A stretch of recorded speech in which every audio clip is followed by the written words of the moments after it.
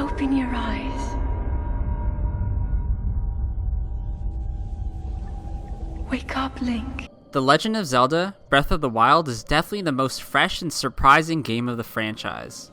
The first real open-world RPG entry has one of the most expansive maps I've ever seen in a Zelda game, as Link must traverse throughout the undiscovered sections of Hyrule Kingdom, filled with several regions that all have their own unique environments and secrets. These secrets come in the form of weapons and armor, over 900 Korok seeds that can be exchanged for an extra inventory slot, 4 main dungeons in the form of the Divine Beasts, and, what are the focus of today's video, the over 120 shrines. These shrines act like mini dungeons with small puzzles that have to be completed to gain the treasure within it, and the Spirit Orb at the end. Some of these puzzles are easy, and require you to complete a relatively simple challenge. Some are frustratingly hard, testing your skills and patience. My name is Copycat, and that brings me to the topic of today's video, which is the top 10 hardest shrines in Zelda: Breath of the Wild. This video will contain spoilers, not of the story, but what's in the shrines and how to complete them.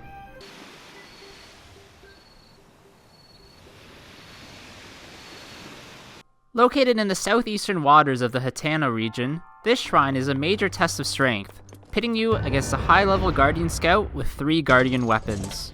If you enter this shrine early in the game, then this will be quite difficult for you, as your weapons and shield will easily break. The best way to defeat this Guardian is to dodge its initial attacks, then counter with the Flurry Rush. Make sure that when the Guardian starts to spin, that it hits a rock pillar, stunning it and leaving it open for an attack. Finally, it's important to ensure that you dodge its lasers, as they can do devastating amounts of damage to you if you do not have upgraded armor.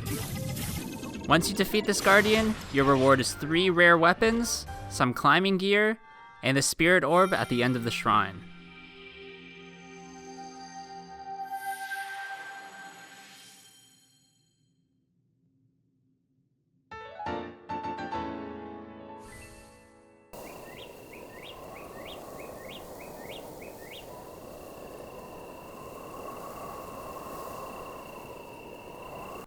Located northeast of Kakariko village in the Hatana region, this shrine can only be uncovered by finding an elk in the area, capturing him, and taking him to the shrine platform.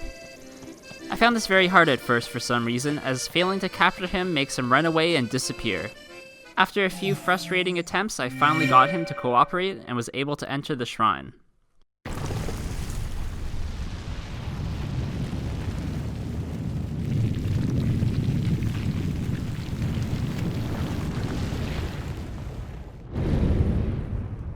The puzzle within requires you to use a combination of magnesis and stasis to activate a switch that controls a rotating pillar in the middle of the room.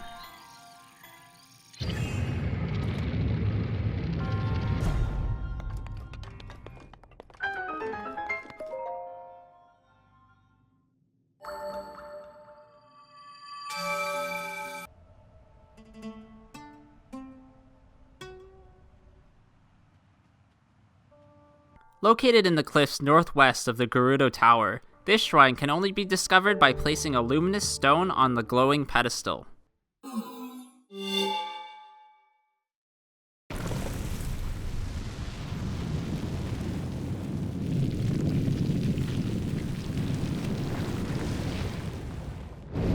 Titled 2 Bombs, which if you haven't guessed, requires you to use both your cube bombs and your round bombs to complete the puzzles within it.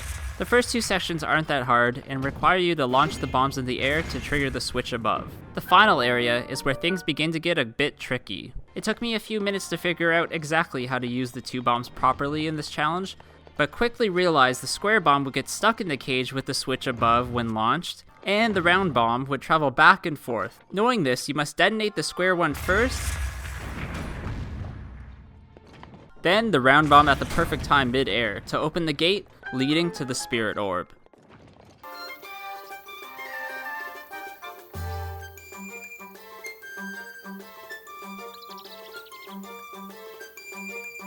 Located next to the Great Deku Tree, this shrine is one of the most confusing at first. The puzzle you're given involves placing spheres in the right combination in the receptacles on the floor. The clue in the stone reads, "Look for the stars for guidance. The constellations are key." In the background, there is a large constellation map that acts as the key to solving this puzzle. On the ground, there are markers ranging from 1 to 5, and the wall in front of them each has its own constellation. Using the map in the background shows how many times each constellation appears. From there, you place the spheres in the corresponding receptacles to solve the puzzle.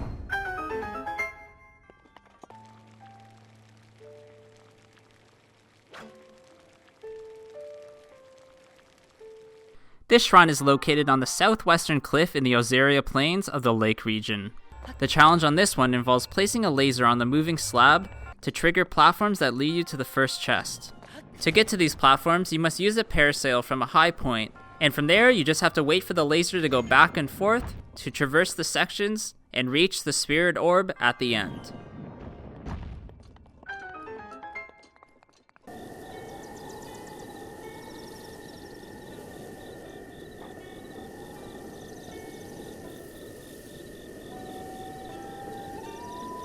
Located right outside the East Akala stable, this shrine acts like a giant game of mini-golf. The first area is super easy and just requires you to hit the ball straight into the hole.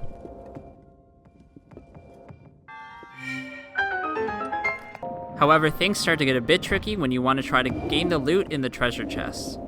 The only way of getting this chest is to use a bank shot, as the middle section is completely missing. Because of the shoddy motion controls, this challenge is a lot harder than it seems. It will take a few tries to get a hang of, but eventually this can be done.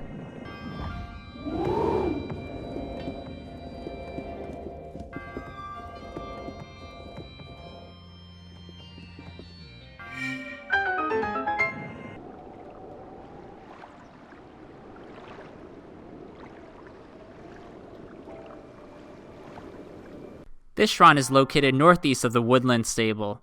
This challenge requires you to use stasis on a stationary ball and hit it with a hammer that can be found in a chest within the room. After hitting the sphere about 5 times, it should land in the hole, opening the next area.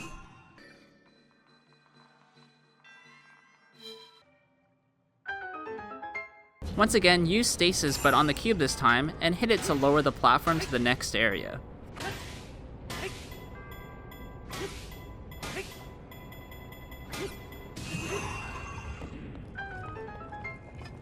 From here, you could go right to gaining the spirit orb, but there's also a small passageway that opens that leads to another room with an even harder challenge. This one can be quite tricky, as there are many obstacles blocking the receptacle. This will take a few attempts, but eventually once you get the hang of it, you will gain the final chest.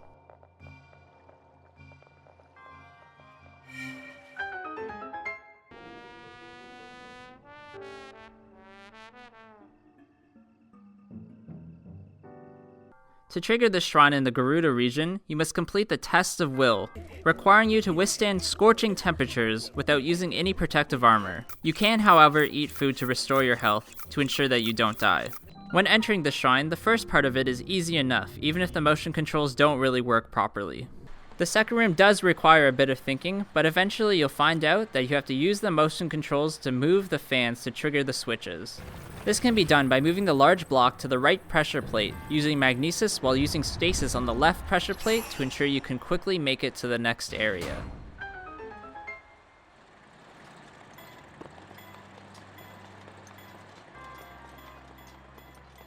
Now this is where things can get very frustrating.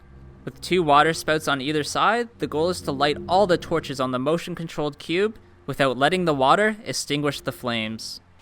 You can lower the left water spout by moving the chest on top of the pressure plate. After long periods of trial and error, I was finally able to get the cube to cooperate and open the gate to finally gain the spirit orb.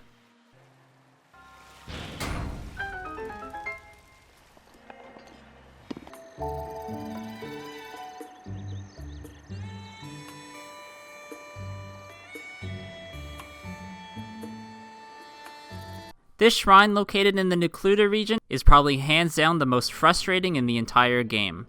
This is due to the absolutely terrible motion controls, especially when trying to play the game with the system undocked. Without using the cheat of turning the apparatus upside down, this challenge makes you want to pull your hair out. This is one of the first shrines I ever visited in the game, and it took me forever to get the chest and spirit orb. The hardest part I had was trying to get the ball to cooperate to get into the hole.